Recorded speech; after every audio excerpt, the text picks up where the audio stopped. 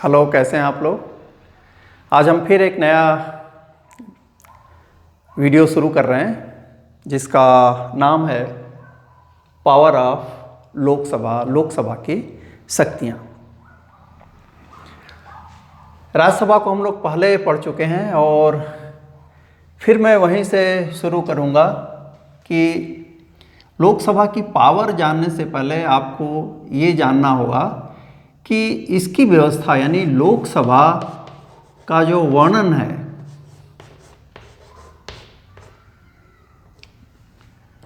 वह संविधान में कहाँ है। तो एक तो जब संसद को डिफाइन किया गया है वहाँ है लोकसभा, और इसका जो कंपोजिशन है वह कहाँ है, 81 में है लोकसभा की संरचना, और 80 में क्या है, इसके बीच आता है 80 और वहाँ है राज्यसभा। तो अब हमें लोकसभा के पावर की बात करनी है। तो सबसे पहले क्या कीजिए ना कि एक जनरलाइज व्यू बना लीजिए लोकसभा और राज्यसभा के बारे में, और मैं कहूँगा कि इसको यदि हम ग्राफिक के रूप में देखें, एक चित्र के रूप में यदि हम अपने मस्तिष्क में रखना चाहें तो आप इसको दो असमान भागों में बांट दीजिए, एक बड़ा सेक्शन और एक छोटा सेक्शन। जो लोकसभा है उसको आप बड़े सेक्शन में लिखिए लोकसभा, और राज्यसभा को छोटे सेक्शन में लिखिए राज्यसभा। और ये किस टर्म में है, ये पावर के टर्म में है। तो इन जनरल आपको ये व्यू लेकर चलना होगा कि Lok Sabha is more powerful in comparison to Rajya Sabha. Lok Sabha ज़्यादा शक्तिशाली है, इसीलिए इसका जो क्षेत्र है वो मैंने बड़ा किया। एक जनरल व्यू, ये कोई फ्लैट डिसीजन नहीं है या कंक्लूजन नहीं है, एक जनरल व्यू। और इस पृष्ठभूमि में हम देखेंगे कि लोकसभा की एक्चुअली पावर्स क्या हैं। तो पहली चीज़ जो राज्यसभा वाले वीडियो में भी आप लोग देखेंगे और जिसको मैं कह रहा हूँ विधायी शक्तियाँ, एक हेडिंग डाल देते हैं विधायी शक्तियाँ या लेजिस्लेटिव पावर्स। ये इस संदर्भ में हम देखते हैं कि लोकसभा की शक्तियाँ क्या हैं, तब हमें शायद बेहतर तरीके से समझ में आए। तो जब विधायी शक्तियों की बात करते हैं और यहाँ भी हम किसकी बात करें, सामान्य विधेयक की बात करें, तो हम कह सकते हैं कि लोकसभा और राज्यसभा दोनों इस संदर्भ में क्या हैं, both are equal in term of general bill. जो जनरल बिल हैं, विधेयक जो हैं, सामान्य विधेयक, उन संदर्भ में राज्यसभा और लोकसभा की शक्तियाँ क्या हैं, इक्वल हैं, और सेम प्रोसेस है। सामान्य विधेयक है जैसा आप जानते हैं, और यह कहाँ पे है, अनुच्छेद 107 में। तो अनुच्छेद 107 क्या कहता है, वह कहता है कि कोई भी जो मेंबर ऑफ पार्लियामेंट है, चाहे वह गवर्नमेंट की तरफ से या गवर्नमेंट के में जो नहीं है वो, तो जो गवर्नमेंट की तरफ से होता है उसको हम पब्लिक बिल कहते हैं, और जो नॉन गवर्नमेंट कोई आदमी होता है लेकिन मेंबर ऑफ पार्लियामेंट होता है उसे हम प्राइवेट बिल कहते हैं। बिल पेश होता है तो वह लोकसभा या राज्यसभा कहीं जा सकता है। यदि लोकसभा में गया तो फिर उसके बाद यदि लोकसभा में शुरू हुआ तो यहाँ यह प्रक्रिया क्या हो जाएगी, राज्यसभा और लोकसभा हो जाएगी। लोकसभा में गया तो फिर आगे वह राज्यसभा में जाएगा, राज्यसभा में गया तो वह लोकसभा में जाएगा। जो भी प्रक्रिया हो, सामान्य बहुमत या विशेष बहुमत से पास होगा, फिर वह कहाँ जाएगा, प्रेसिडेंट के पास जाएगा, राष्ट्रपति के पास जाएगा, और यह राष्ट्रपति क्या देगा, उसे अपनी एसेंट देगा। एसेंट को हिंदी में क्या बोलते हैं, सहमति देगा, और जब सहमति मिल जाएगी तो यह जो 107 की प्रक्रिया है विधायी संबंध होगी, तो हम देखते हैं कि यह जो विल है प्रेसिडेंट की सहमति पाते ही क्या बन जाता है, एक्ट बन जाता है, वह कानून या अधिनियम बन जाता है। तो this is the same process, यह एक इस्टेब्लिश प्रोसेस है दोनों के लिए। किस संदर्भ में, जनरल विल के संदर्भ में, और जनरल विल की जो व्यवस्था है वह 107 में है कि उसे कहीं भी प्रस्तुत किया जा सकता है। और इस टर्म में हम क्या कर रहे हैं, LS equal to RS, Lok Sabha की शक्तियां किसके बराबर हैं, राज्यसभा के बराबर हैं, या राज्यसभा लोकसभा के बराबर है। लेकिन यदि सब कुछ ठीक रहा तब तो कोई चक्कर नहीं है। इस सामान्य विधेयक के संदर्भ में भी समस्या तब होती है जब दोनों में गतिरोध उत्पन्न हो जाता है। किसमें, लोकसभा और वर्सेस राज्यसभा हो जाता है, और उसके आधार पे 108 के तहत क्या बुलाई जाती है, जो ज्वाइंट सीटिंग होती है, ज्वाइंट सीटिंग, संयुक्त बैठक संसद की, मतलब लोकसभा और राज्यसभा की। तो वहां पे आकर के हम कहेंगे कि लोकसभा पावरफुल हो जाती है, किससे, ये ग्रेटर देन का है, मैथमेटिक्स की लैंग्वेज है, तो लोकसभा बड़ी हो जाती है राज्यसभा में। तो यहाँ दो चीज़ें समझनी है कि ये जो गतिरोध है वह कब उत्पन्न होता है। तो इसके लिए जो संविधान कहता है, जो 108 में व्यवस्था है, तीन स्थितियां हो सकती हैं। पहली क्या है, पहली तो ये है कि एक सदन से विधेयक दूसरे सदन में गया और वहाँ वह रिजेक्ट कर दिया गया, अस्वीकार कर दिया गया। दूसरी क्या है कि उसको अस्वीकार नहीं किया गया, लेकिन उसमें ऐसे संशोधन प्रस्तुत कर दिए गए, अमेंडमेंट्स, जिसके लिए पहला सदन रेडी नहीं है एक्सेप्ट करने के लिए। या तीसरी कंडीशन हो सकती है कि दूसरे सदन के पास बिल गया, लेकिन 6 महीना का जो टाइम है उसके भीतर उन्होंने कोई कार्रवाई नहीं की, 6 महीने की अवधि क्या हो गई, बीत गई। तो डेडलॉक की सिचुएशन क्या है, एक तो यह है कि उसको रिजेक्ट कर दिया जाए, रिजेक्ट कर दिया यानी अस्वीकार कर दिया दूसरे सदन ने। दूसरा क्या है कि अमेंड कर दिया, परिवर्तन कर दिया, जिसके लिए दोनों सदन तैयार नहीं हो। और तीसरा है कि जो 6 मंथ का पीरियड है वह बीत गया, उससे ज़्यादा हो गया और कोई कार्रवाई वहाँ नहीं हुई। देन 108 का यूज करते हुए प्रेसिडेंट ज्वाइंट सीटिंग कॉल करता है, किसकी, पार्लियामेंट की, मीन्स लोकसभा और राज्यसभा दोनों की।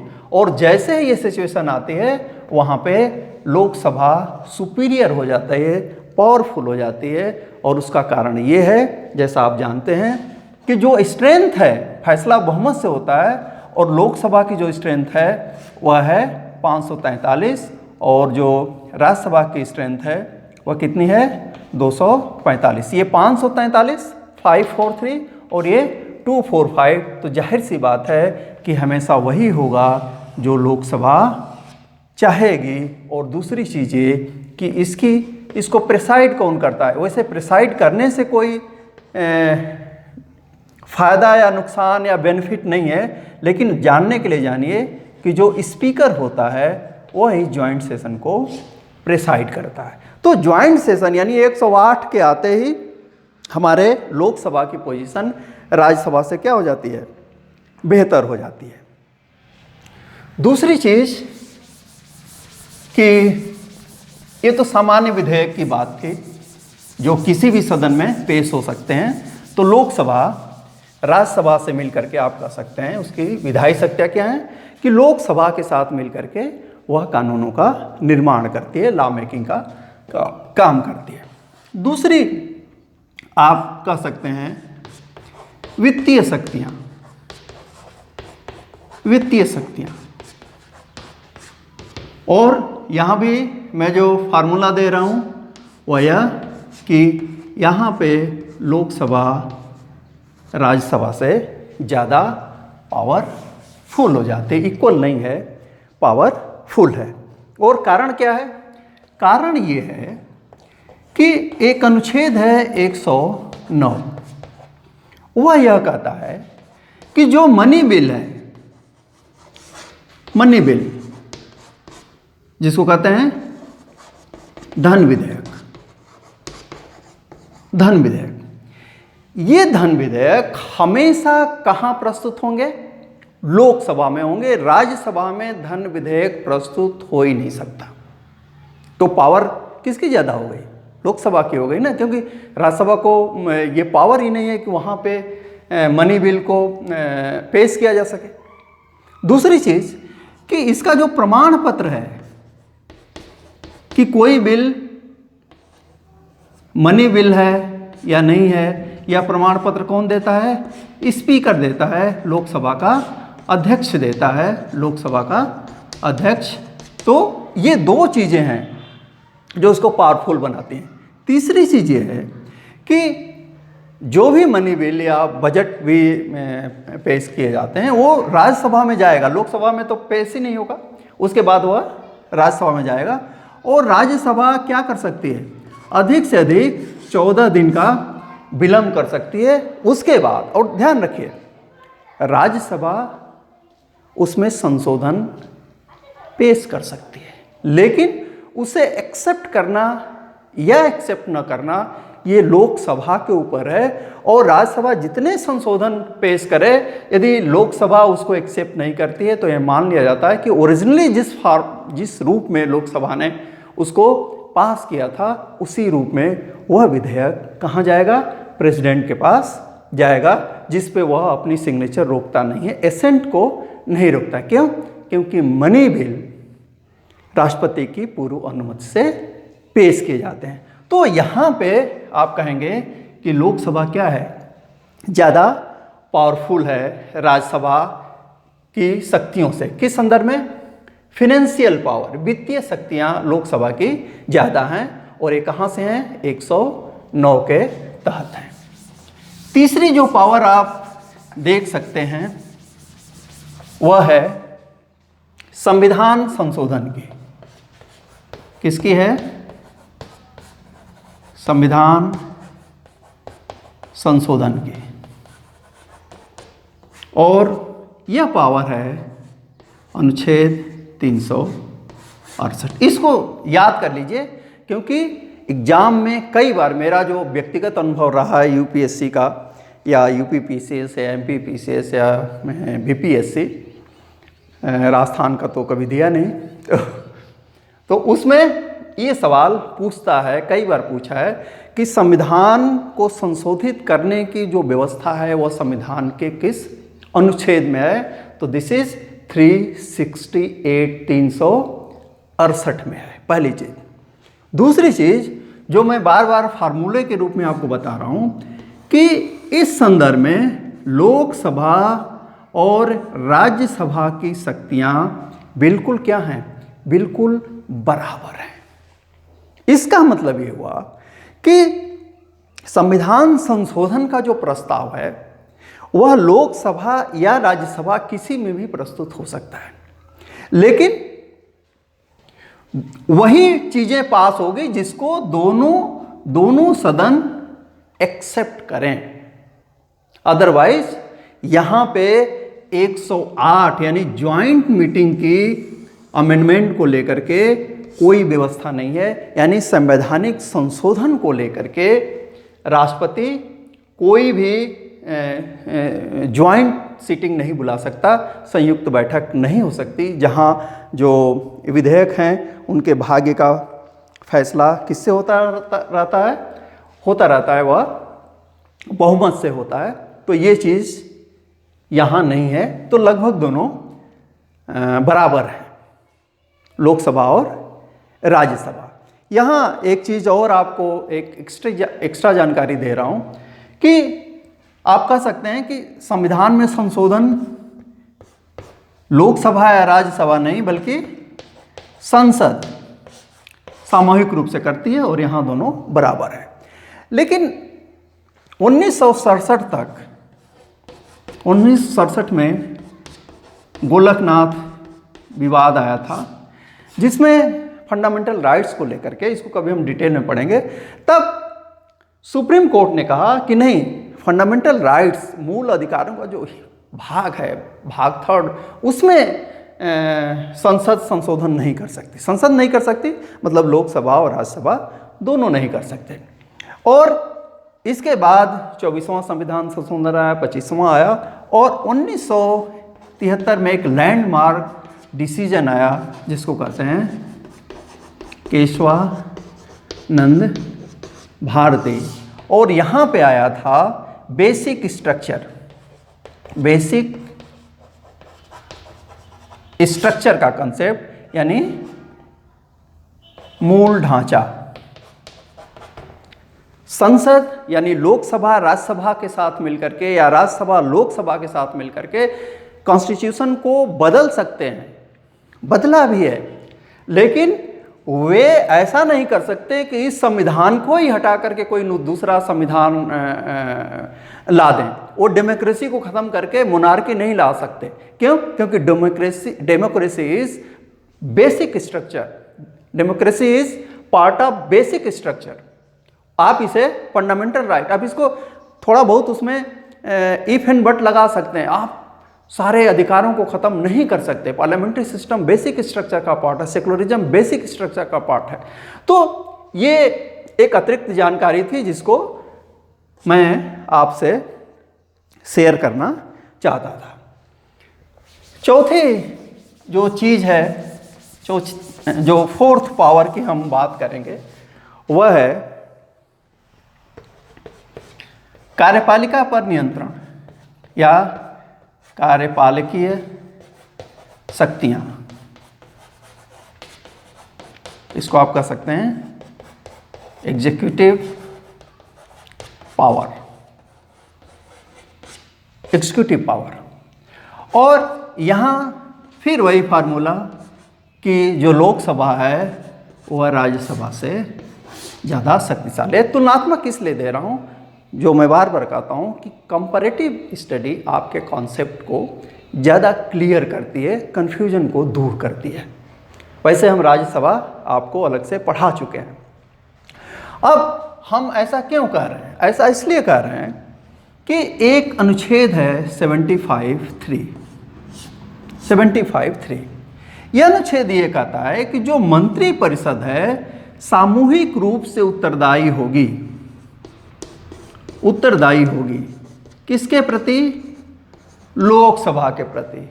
जो सीक्रेट है ना पावर का लोकसभा के, ये यहां है, वह यहां है। संविधान ये कह रहा है कि जो काउंसिल ऑफ मिनिस्टर है, यानी जो मंत्री परिषद है, वह संसद के प्रति उत्तरदायी नहीं है, वह राज्यसभा के प्रति उत्तरदायी नहीं है, वह किसके प्रति उत्तरदायी है? लोकसभा के प्रति, जो अल्टीमेटली लोगों को रिप्रेजेंट करता है। इसका मतलब ये हुआ कि लोकसभा में यदि विश्वास नहीं है या लोकसभा का विश्वास यदि काउंसिल ऑफ मिनिस्टर में नहीं, मंत्रिपरिषद में नहीं है, तो मंत्रिपरिषद को इंक्लूडिंग प्राइम मिनिस्टर रिजाइन करना होगा। दूसरा मतलब यह है कि यदि लोकसभा उस समय की मंत्रिपरिषद के खिलाफ अविश्वास प्रस्ताव पास कर देती है, तो मंत्रिपरिषद को इंक्लूडिंग प्राइम मिनिस्टर रिजाइन करना होगा। सामूहिक का मतलब यही होता है, साथ साथ तैरेंगे, साथ साथ डूबेंगे। ऐसा नहीं हो सकता कि सब रिजाइन कर दें, प्राइम मिनिस्टर बचा रहे। No, it is not going to be happen.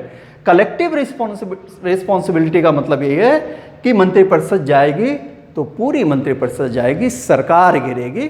तो ये कहाँ है? 75(3) में है। और इसीलिए आप देखेंगे कि सबसे पहले जब जनता पार्टी की सरकार आई थी 1979 में, तो मोरारजी देसाई की सरकार थी और फिर वहाँ स्प्लिट हुआ और जनता पार्टी की सरकार अपना लोकसभा में बहुमत नहीं सिद्ध कर पाई तो उसको रिजाइन करना पड़ा।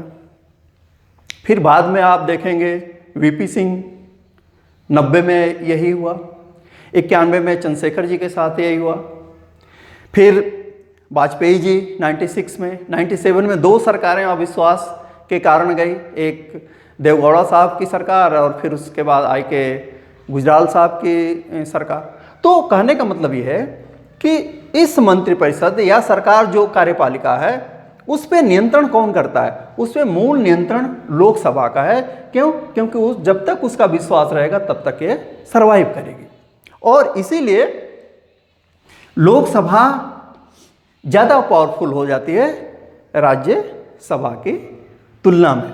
तो ये उसकी एक ऐसी ताकत है जो कि राज्यसभा में नहीं है। राज्यसभा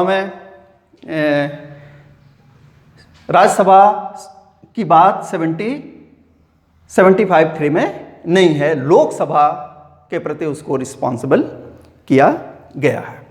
और एक आखिरी बात जो आपको शेयर करना चाहेंगे वह यह कि इसको आप अदर पावर में इंक्लूड कर सकते हैं, अन्य शक्तियों में इंक्लूड कर सकते हैं और इसमें जैसे निर्वाचन है, बहुत डिटेल में इसकी चर्चा नहीं होगी, लेकिन आप जानते हैं कि जो लोकसभा है वह राष्ट्रपति के निर्वाचन में भाग लेती है, लेकिन उसमें राज्यसभा भी भाग लेती है और जितने राज्यों और संघ शासित प्रदेशों के विधानसभाएं वो भी, प्लस इसी तरीके से वह उपराष्ट्रपति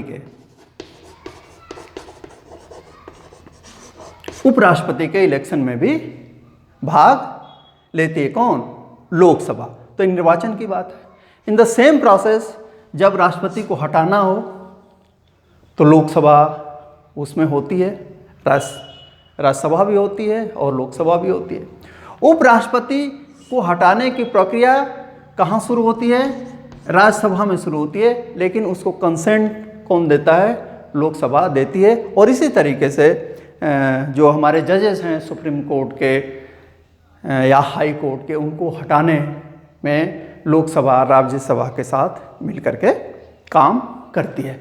तो बेहतर हो कि जब राज्यसभा या लोकसभा को आप पढ़ें तो ये हेड अलग अलग मान ले, विधायी शक्तियाँ, कार्यपालिकी शक्तियाँ, वित्तीय शक्तियाँ, संविधान संशोधन या अन्य शक्तियाँ, तो आप आसानी से और बेहतर तरीके से लोकसभा को समझ सकते हैं। दूसरी बात ये मैं कहना चाहूँगा कि चूँकि दोनों संसद के पार्ट हैं, लोकसभा और राज्यसभा, तो मैक्सिमम लेवल पे तो ये समान है।